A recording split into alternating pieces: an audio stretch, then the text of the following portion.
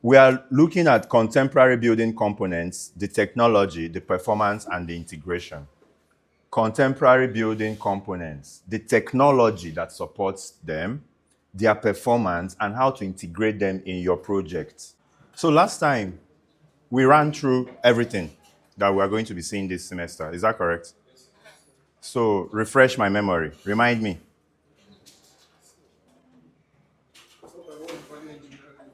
Good. Value engineering. It means what? You remember the term?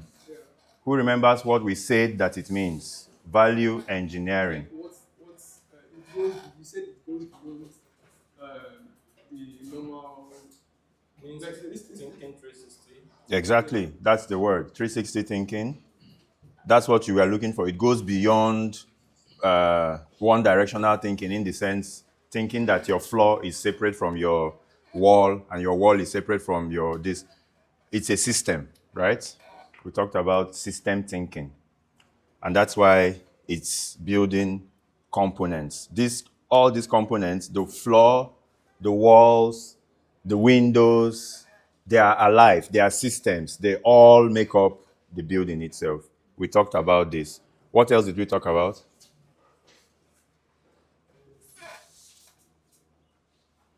Did we talk about sustainability? Yes. What did we say that it means? We're talking about something like net zero targets. Net zero building. If you're building it net zero, what does it mean? Carbon footprint is Good. Carbon footprint. What is carbon footprint? What does it mean? Yes, ma'am. You weren't in the last class. Okay. Carbon footprint. Anybody?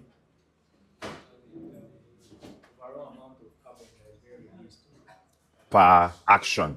Exactly. What you are doing here today has a carbon footprint. The life you're living has a carbon footprint. This building has a carbon footprint. It just means wherever, footprints are where you pass, right? So whatever you are doing, there is some carbon following you around. So if you reduce it enough in your building, we give you credit for being a green building. We talked about all this the last time. Is that correct? Okay, now we're going to delve into traditional versus modern building components. This might be a mixed class, but when we say traditional, what comes to your mind first? local context, like contextual. Local context. Near me comes to mind immediately, right? Near me. If not for anything, if it's traditional, it's near me. Local, accessible, available, maybe even more affordable. Yes, and many times more sustainable because it's easy to find it near me, near me. So give me examples of traditional components that can be used for different aspects of a building. Our forefathers, give me examples of olden days materials that you think are no longer in use, but used to be big in those days. Bamboo, mud, thatch roof, grass roof. They used to make roofs with just artificial thatch, right? They lay it and then it dries and becomes impermeable, right? They stack it, stack, form a lock, right? So what you are calling simple thatch, artificial, becomes a cooling element for the house. That's a good one. Somebody said mud. That's a good one. What are the benefits?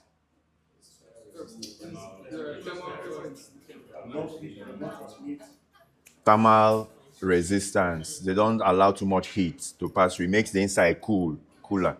So if it was a mud, if the walls in this building were of mud, do you think that by this time of the day, do you think that the feeling of comfort you are having now will be the same compared to what it is with these bricks? Why do you think so? Should have been cooler. That brings us to something called the U value. What is the U value of a material? there is something called the solar heat gain coefficient, right? How fast does mud as a component, as a material, gain heat compared to brick wall? Solar heat gain coefficient. So if my SHGC is higher than your own as a material, when you're comparing materials, it simply means that the other material can gain heat faster. Have you stood near a wall and you can feel that your body is not touching the wall, but the heat is touching you small? Solar heat gain. And sometimes is radiative, There's also the radiative measure.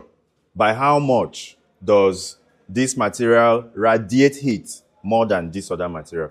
If you know things like this as an architect, you can compare traditional materials with contemporary ones. Traditional components often function monolithically. A single component frequently performs. A thick mud wall acted simultaneously as structure, thermal regulator, and sound insulator.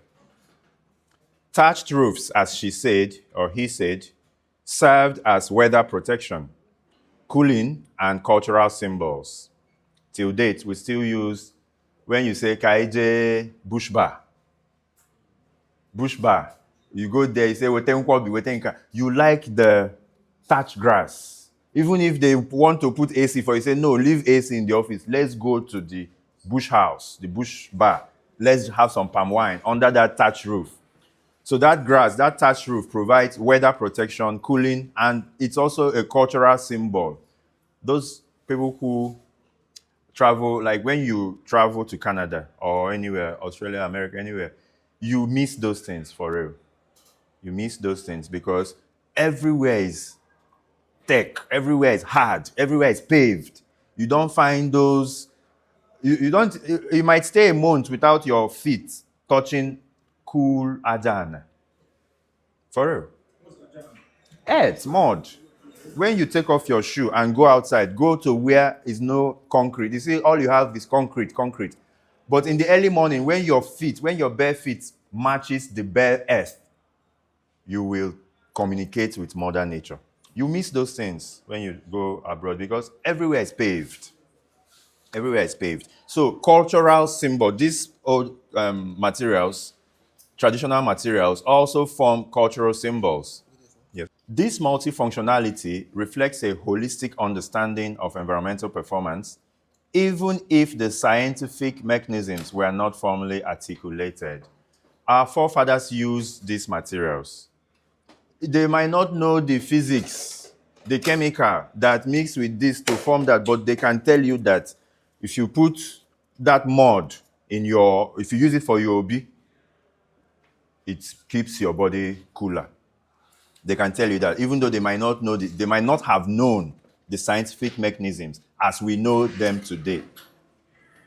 Now, talking about climatic adaptation, traditional components are inherently climate responsive. If you find a material in a name, they are usually locality sensitive, right? We talked about bringing in your materials from outside your project versus sourcing them from within.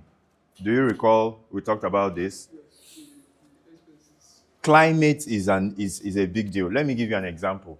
If you're designing for Anambra climate, a museum, what are you designing, sir? Good, state-of-the-art media house. If you're designing that same project for Zurich, what do you think would be, or let's say, Poland?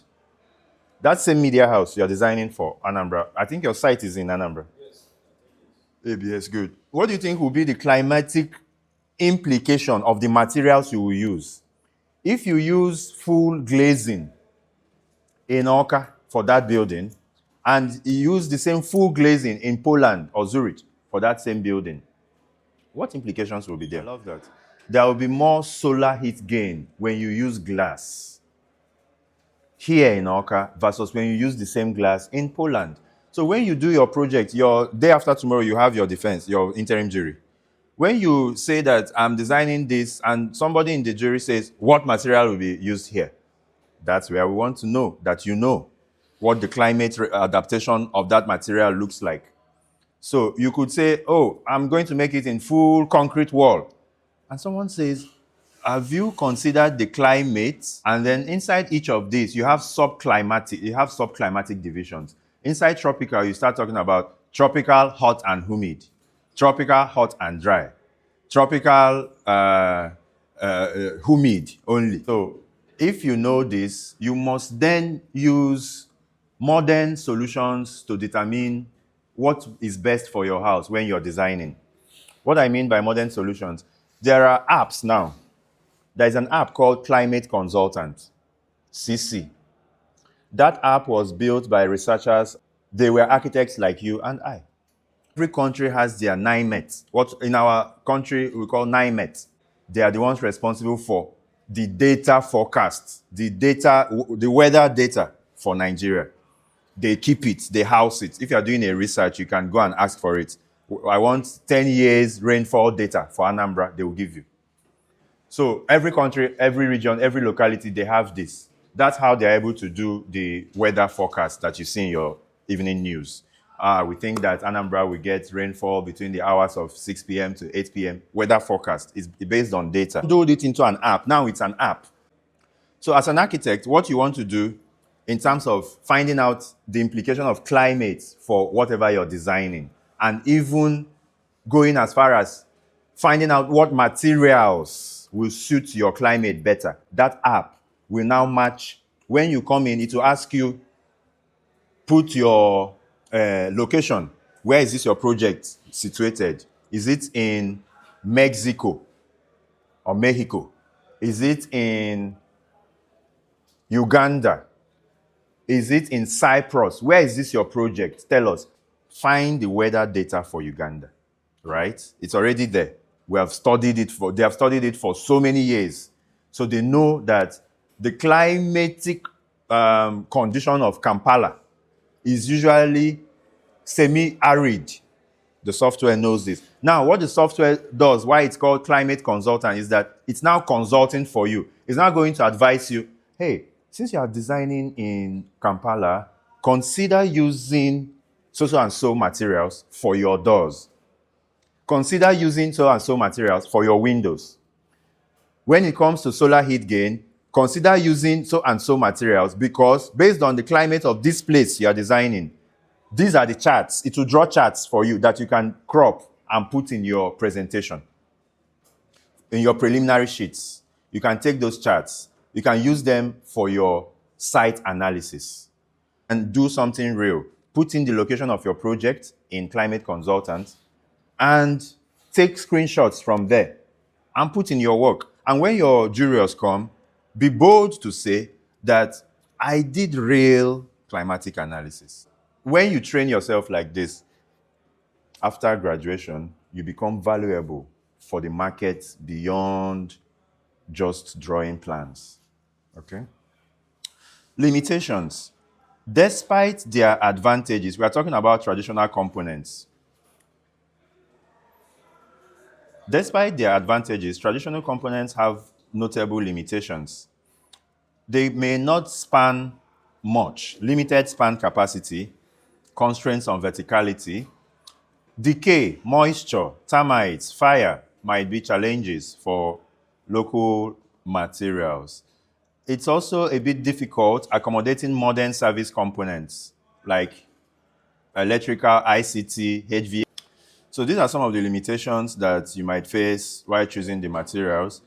Contemporary components employ engineered and synthetic materials. So bottom line, what is the difference between your traditional components versus your modern contemporary component or advancements? Let's call them advancements because at the time they were great, right? But now we think we have advanced. Durability, very good. Durability is one. Yeah. So in terms of durability, we have advanced. As regarding thatched versus aluminum roofing sheet. Good one. That's a good one. Span. He is comparing the good old days when wood was the savior for everything. If you're going to build a church, you go get wood. If you're going to build a school, you go get timber. If you're going to build anything, you go get timber. There are still abundant trees, but back then, they didn't have the advancement of steel combined with concrete, which we broke even in the 18th century in Chicago, where researchers began to try out combination of steel and concrete for taller buildings. So that's a good one. Thank you so much. He touched upon durability. You touched about span. It's an advancement. Verticality, good. Verticality is what you're touching upon. But calling verticality an advancement. Are you sure that verticality is so much of a good thing? Are you sure that those guys who lived in low mud houses that were cool weren't better off than you that you want to live in 200, level 200? Are you sure it's a benefit, it's an advancement? What material has replaced timber for verticality in your... You're talking about combination of steel and concrete has allowed us to be able to stack floors vertically. Is that correct? Good one, good one, good one. Functionality. So you are touching upon the fact that these days, the kind of spaces we do, sometimes we use modern materials for sound insulation. And even sometimes we can insulate surface or we can insulate in between. You can have double glazed walls. You can have vacuum walls that in between the brick, exterior brick and interior brick, you have your insulation systems. These things weren't there those days. So if you're designing a theater or a meeting hall or any large space today, in those days, if there had to be a conference, it's usually under the tree, right? And they just say, the chief said that all of you should bring the yams. And somebody will hear it from there and say, the chief said that all of you should bring the yams. And somebody will hear it in law faculty and say, the chief said that. It keeps traveling. But nowadays, we can call everybody to ICC Oka, put AC for everybody, sit everybody down, because we know that the walls have been properly insulated. If I say a word, everybody in the auditorium hears it properly. So that's a good one. That's good advancement. We are looking at contemporary building components, the technology, the performance, and the integration. Contemporary building components, the technology that supports them, their performance, and how to integrate them in your project.